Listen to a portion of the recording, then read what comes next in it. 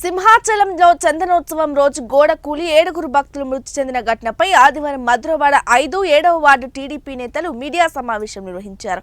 ఈ సమావేశంలో రాష్ట్ర వాణిజ్య విభాగ కార్యదర్శి పిల్లా వెంకట్రావు మాట్లాడుతూ దేవస్థానం ప్రాంగణంలో ప్రమాదంలో మృతి చెందిన వారి పట్ల తీవ్ర దిగ్భ్రాంతి వ్యక్తం చేశారు.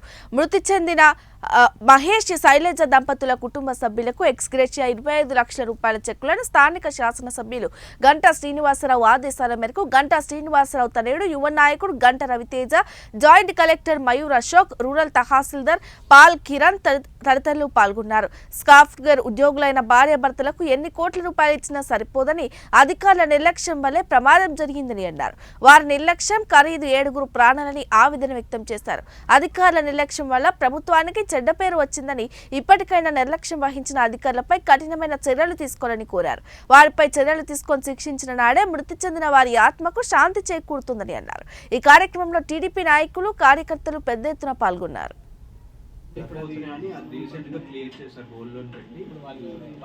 అందరికీ నమస్కారం.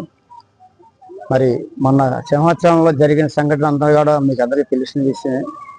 మరి ఈరోజు జాయింట్ కలెక్టర్ గారు, ఎంఆర్ఓ గారు, అలాగే మన భీమిలి నియోజకవర్గం ఎమ్మెల్యే గారు తనయుడు రవితేజ గారు వాళ్ళ సంస్థలో 25 లక్షల రూపాయలు చెక్ రూపంగా బాధితులకి ఇద్దరికి అందజేశారు.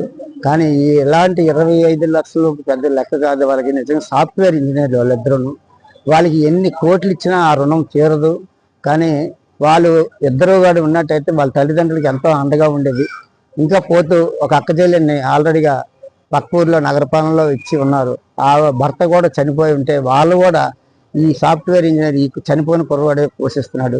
కానీ ఈరోజు జాయింట్ కలెక్టర్ గారు మీ పిల్లల చదువుల గురించి కానీ ఆ రోజు హోమ్ మినిస్టర్ గారు ఏం మాట్లాడారో అవన్నీ ఖచ్చితంగా మా ప్రభుత్వం తరఫు నుంచి మేము నెరవేరుస్తామని చెప్పేసి ఈరోజు ఆయన మనం చెప్పడం జరిగింది.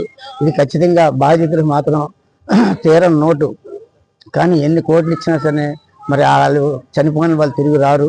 వాళ్ళు బాధాకరం అయితే చాలా దీనిగా ఉంది. అది చూడలేకపోతున్నాం. చాలా అన్యాయం. నిజంగా పెళ్ళి అయ్యి 3 సంవత్సరాలు కూడా కాలేదు. వాళ్ళకి దేవుడు నిజంగా అంత అన్యాయం చేశాడు.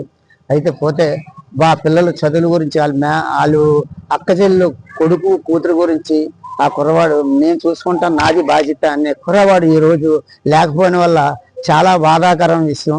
వాళ్ళ గురించి పిల్లలకి చదువులు ఎట్టి పరిస్థితుల్లోనూ ఆ వేళ హోమ్ మినిస్టర్ గారు, ఆ తర్వాత గంటా గారు, ఆ తర్వాత వెల్లపూడి గారు, ఆ తర్వాత మొత్తం ఎమ్మెల్యేలు అందరూ కూడా మాట ఇచ్చున్నారు.